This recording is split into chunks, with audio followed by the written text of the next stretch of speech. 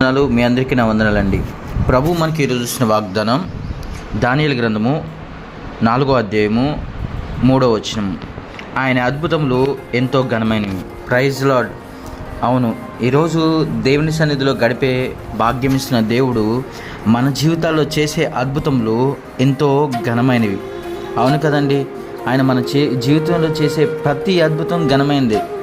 ఎందుకంటే మన జీవితంలో కొన్నిసార్లు ఇది జరిగిద్దా, ఇది ఎవరివన్నా సాధ్యమయ్యిద్దా అని కొన్నిసార్లు మనలో అవిశ్వాసరహితమైన మాటలు మనకు వస్తూనే ఉంటాయి. కానీ విశ్వాస సంబంధమైన మాటలు, ఆయన నా జీవితంలో గొప్ప అద్భుతాలు చేశాడు. నా జీవితంలో కొన్నిసార్లు అవిశ్వాస సంబంధమైన మాటలు మనకు వస్తూ ఉంటాయి. కానీ నువ్వు దేవుని సన్నిధికి వెళ్తున్న మన జీవితంలో అలాంటి మాటలు రాకూడదు. ఎందుకంటే ఈ దానియేలు గ్రంథము 4వ అధ్యాయం 3వ వచనంలో ఆయన ప్రతి విషయాన్ని క్షుణ్ణంగా స్పష్టంగా మనకు తెలియజేస్తున్నాడు. ఏంటంటే ఆయన దేవుని సన్నిధికి వెళ్ళినప్పుడు మనం ఏ విధంగా ఆరాధించాలి, ఏ విధంగా గణపరచాలి ఆయన ఇక్కడ తెలియజేస్తున్నాడు. ఆయన సూచక క్రియలు ఎంతో బ్రహ్మాండమైనవి, ఆయన అద్భుతములు ఎంతో ఘనమైనవి, ఆయన రాజ్యము శాశ్వత రాజ్యము, ఆయన ఆధిపత్యము తరతరములు నిల్చును. Praise lord. ఇక్కడ దానియేలు ద్వారా ఆయన ఆరాధించే విధానం మనకు తెలియజేస్తున్నాడు. దానియేలు ఆరాధించే విధానం ఎలా ఉందంటే ఆయన సూచక్రియలు బ్రహ్మాండమైనవి అంటారు, ఆయన అద్భుతములు ఎంతో ఘనమైనవి, ఆయన రాజ్య స్థాపన శాశ్వత రాజ్యం అంటాయండి. ఇంత గొప్పగా ఆయన ఆరాధించడానికి కారణం ఏంటో తెలుసా? అతను దేవుణ్ణి మనస్ఫూర్తిగా ఆరాధిస్తున్నాడు. ఎవరో చెప్పిన మాటల విధంగా దేవుణ్ణి ఆరాధించట్లా. కొంతమంది ఆరాధించండి అంటే ఆరాధిస్తారు. అలా కాదు. నీ దేవుడు నీకు ఏ విధంగా కనపడుతున్నాడు, నీ దేవుడు నీకు ఏ విధంగా నిన్ను ఆదరిస్తున్నాడు, ఆ విధానాన్ని బట్టి మనం ఆరాధించాలి. ఈరోజు దేవుడి సన్నిధికి వెళ్తున్న నువ్వు నేను ఆయన ఆరాధించాలంటే ఎలా కనపడుతున్నాడు? దావీదుకేమో కాపరిగా కనపడుతున్నాడు, ఎందుకంటే కాపరిగా అతను ఉన్నాడు కాబట్టి. దానియేలుకేమో సింహాసనం ఎదుట, రాజు ఎదుట ఒక అధికారిగా ఉన్నాడు కాబట్టి ఆయన తెలియజేస్తున్నాడు ఆయన రాజ్యము శాశ్వత రాజ్యం అంటున్నాడు.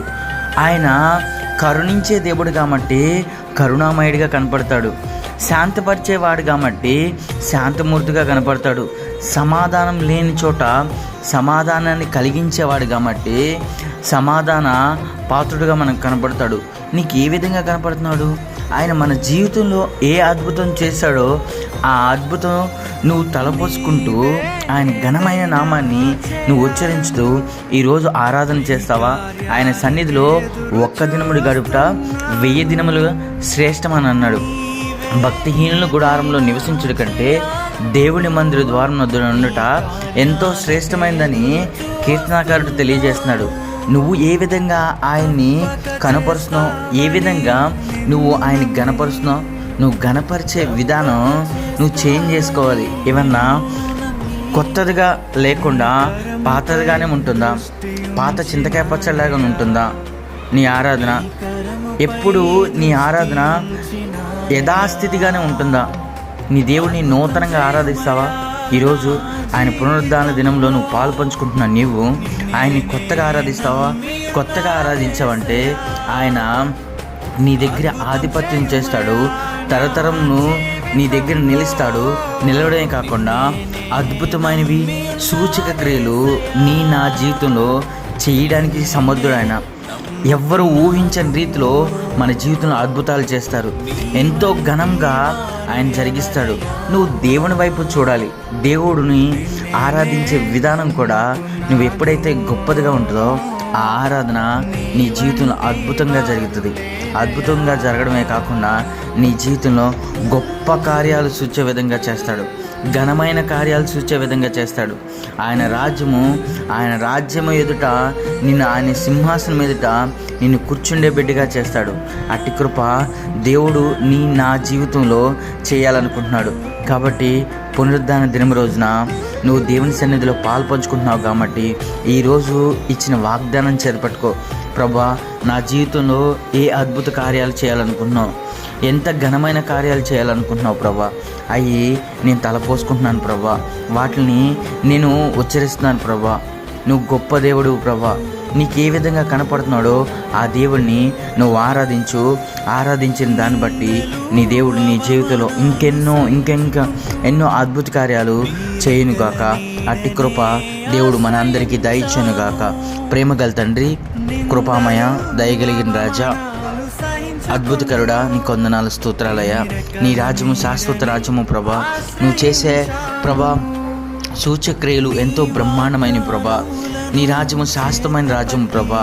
అయ్యా, నువ్వు ఆధిపత్యం వహిస్తే ప్రభా, ఏ అధికారి ప్రభా తలదించుకొని ఉండగలడు ప్రభా. అయ్యా, నీ అధికారము నీతియుక్తమైంది ప్రభా, న్యాయమైన అధికారం ప్రభా. ఈరోజు ప్రభా ఈ అద్భుతాన్ని, ఈ సూచక్రియని మేము తలపోసుకుంటూ చేస్తుండగా ప్రభా, మేము చేసే ఆరాధన మీద, మేము చేసే స్తుతుల మీద ఆశ్రయ ఉన్న దేవా, నీకు వందనాలు స్తోత్రాలు నాయన. అయ్యా, మమ్మల్ని గణపరిచే వారంగా, నేను స్తుతించే వారంగా, నేను గణపరిచే వారంగా మేము ఉండడానికి సహాయం చేయండి. అయ్యా, మమ్మల్ని మేము తగ్గించుకొని నేను హెచ్చించే వారంగా, నీ నామాన్ని హెచ్చించే వారంగా మేము ఉండడానికి సహాయం చేయమని కృప కలిగిన దేవా, నీకు వందనాలు స్తోత్రాలు చెల్లిస్తూ ఘనత, మహిమ, ప్రభావాలు మీరు మాత్రం పొందుకోమని యేసు పరిశుద్ధ నామమున వేడుకుంటున్నాం తండ్రి. ఆమేన్.